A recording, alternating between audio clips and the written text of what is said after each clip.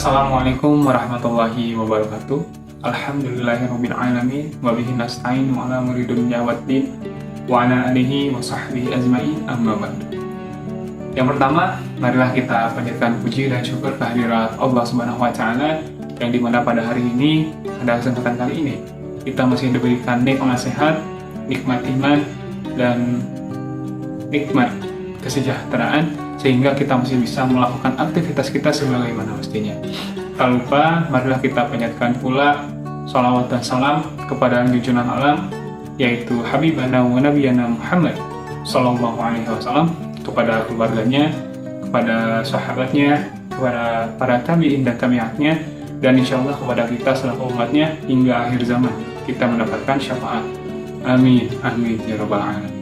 Sebelumnya, izinkan saya untuk memperkenalkan diri terlebih dahulu. Perkenalkan, nama saya Rizky Sukmawigana dari kelas A19A reguler pagi, jurusan farmasi.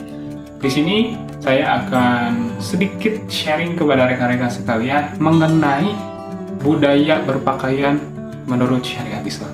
Teman-teman mungkin hal berpakaian itu sudah menjadi hal yang biasa karena memang dipakai sehari-hari. Dan mungkin rekan-rekan juga sudah pandai dalam memilih pakaian apa yang akan kalian pakai. Kita harus memperhatikan aurat mana yang masih terbuka dan apa yang harus kita penuhi dalam berpakaian menurut syariat Islam. Seperti yang kita ketahui pada zaman sekarang, terutama pada zaman milenial dan generasi Z, cara berpakaian itu sudah menjadi hal yang biasa dan mungkin sudah menjadi sebagian kehidupan bagi beberapa orang atau mayoritas orang dalam menjalankan aktivitasnya.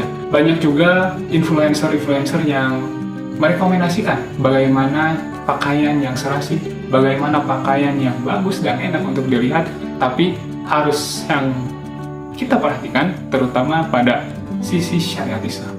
Sebelum itu, saya akan menjelaskan terlebih dahulu aurat-aurat bagi perempuan dan pria. Yang pertama, aurat untuk pria. Seperti yang kita ketahui, aurat pria itu dimulai dari pusar sampai lutut. Maksudnya aurat itu adalah sesuatu yang harus tertutup atau harus ditutupi.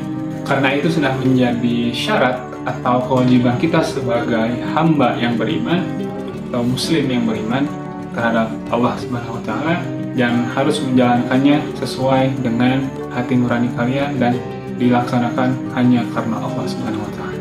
Kemudian yang kedua, aurat untuk perempuan. Untuk aurat perempuan ini bisa dikatakan hampir seluruh tubuh perempuan harus tertutupi. Dan ada juga yang menjelaskan hanya sekedar telapak tangan dan muka saja yang boleh terlihat. Selebihnya harus tertutup. Selain itu juga Islam memberikan beberapa aturan lain dalam adab berpakaian. Untuk perempuan sendiri, selain tidak boleh berpakaian dengan bahannya yang tipis, perempuan juga tidak boleh berpakaian yang bahannya dapat memperlihatkan lekak-lekuk tubuh perempuan itu sendiri, atau biasa dibilang dengan berpakaian tapi telanjang. Jadi, gunakan pakaian yang tidak ketat dan ukurannya jauh lebih besar dari ukuran tubuhnya, atau oversize. Dan aturan tersebut sudah dijelaskan dalam Al-Hadis yang bunyinya, ada dua golongan dari umatku yang tidak akan pernah aku lihat. Yang pertama, suatu kaum yang memiliki cambuk seperti ekor sapi yang digunakan untuk memukul orang-orang. Dan yang kedua, para wanita yang berpakaian tapi telanjang. Mereka berlenggak-lenggok, kepala mereka seperti punuk unta yang miring atau seperti benjolan. Mereka tidak akan masuk surga dan tidak akan mencium wanginya, walaupun wanginya sudah tercium dari jauh-jauh perjalanan sekian dan sekian. Hadis riwayat Muslim dalam bab Al-Libas wa Zinah nomor 2128. Sementara itu ada juga untuk pria, dan di sini ada dua hal yang harus kita perhatikan agar lebih cermat dalam mengikuti tren berpakaian. Yang pertama yaitu dilarang menggunakan pakaian yang berbahan dasar kain sutra. Dan ini sudah dijelaskan dalam Al-Hadis yang bunyinya, barang siapa yang memakai pakaian dari sutra di dunia, maka ia tidak akan memakainya di akhirat. Walaupun ia masuk surga dan penduduk surga lainnya pun memakainya, tapi dia tidak akan memakainya. Hadis riwayat Ibnu Hibban dalam sahihnya nomor 5437, disahihkan oleh Al-Aini dalam Nukhabul Afkar 13-277. Yang kedua yaitu larangan untuk menggunakan emas dalam bentuk apapun, baik dalam bentuk perhiasan ataupun atribut perpakaian. Dan ini juga sudah dijelaskan oleh Al-Hadis yang bunyinya, dihalalkan emas dan sutra bagi wanita di kalangan umat dan diharamkan bagi kaum laki-lakinya. Hadis riwayat An-Nasa nomor 5163, disahihkan oleh Al-Albani dalam sahihnya An-Nasa'i. Baik, buat rekan-rekan yang sedang menyaksikan video saya saat ini, meskipun kita sedang berada di zaman modern yang dimana semua tren berpakaian sudah marak di media sosial, entah itu di media sosial TikTok atau Instagram dan media sosial lainnya, kita harus tetap teguh dalam memilih pakaian kita.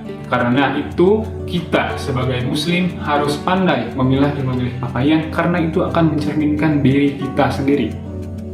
Terutama Islam, itu akan menjadi satu hal yang paling mendasar bagi kita, terutama untuk agama kita, yaitu Islam. Tetaplah menjadi muslim yang konsisten dalam mengikuti aturan-aturan agama, namun tetap tampil trendy dan modis sesuai dengan zaman yang sedang kita jalani saat ini. Demikian yang dapat saya sampaikan. Mohon maaf atas segala kekurangan dan terima kasih buat rekan-rekan yang sudah menyaksikan video ini. Semoga bermanfaat bagi rekan-rekan sekalian dan menambah wawasan serta inspirasi bagaimana cara kita dalam memilih pakaian dan bagaimana cara kita mengaplikasikan pakaian. Demikian, Assalamualaikum warahmatullahi wabarakatuh.